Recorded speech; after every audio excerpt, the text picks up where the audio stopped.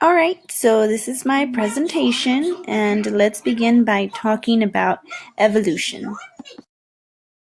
Natural selection, the process by which forms of life having traits that better enable them to adapt to specific environmental pressures. As predators, changes in climate, or competition for food or mates will tend to survive and reproduce in greater numbers than others of their kind, thus ensuring the perpetuation of those favorable traits in succeeding generations.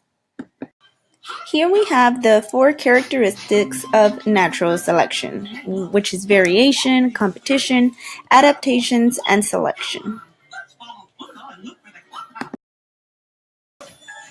Charles Darwin was able to determine how these finches were able to change in physical appearance based on what he believed was natural selection. And here we have a diagram of how he studied the finches.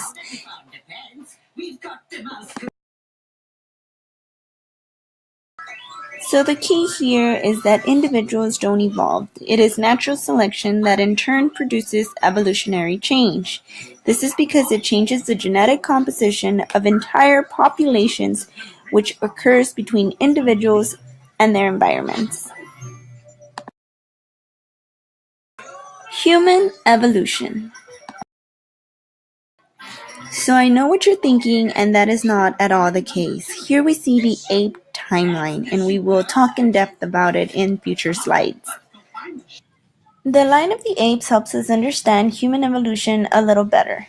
And no, neither you nor a chimp is a monkey, nor did we evolve from monkeys that are around us today. Although I do like to make a joke that they are our cousins. But anyways, here you can see that we do have a common ancestor. So the chimpanzee was able to split into a separate species, and in turn the bonobos were born.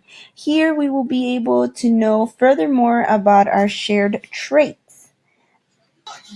Bonobos are like hippies. They always like to make peace, and they tend to resolve almost everything by having sex.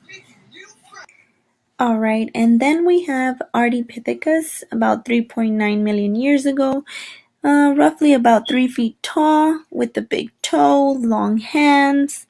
So this guy came next.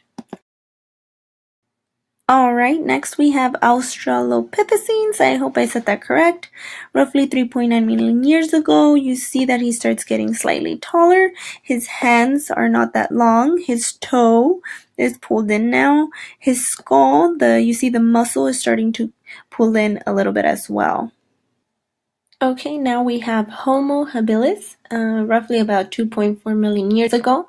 You see here that the stature, he's starting to get a little bit bigger compared to the Australopithecus. So, and of course the skull is changing, it's starting to look. Alright, so now we have Homo erectus.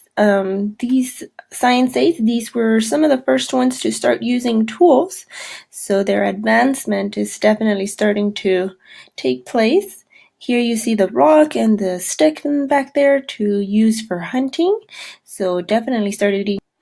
Alright, so you still see a little bit of the raised eyebrow, but here you can see that some of the tools they used was like a hand axe, and we're talking about 2 to 15 million years ago. And and then there was this guy, Homo florensis. Homo neanderthals.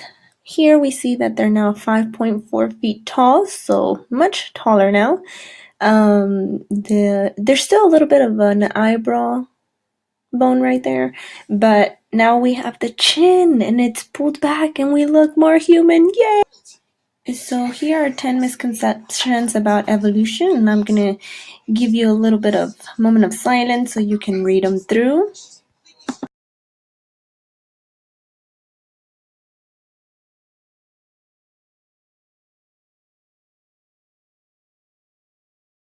evidence, people are still confused and ask why. People still question evolution, and I believe ultimately people question in order to produce more research. It is said that in science one must always ask how or why, and I also believe people are afraid to accept science when their religion plays a big part of their life. Thanks for watching.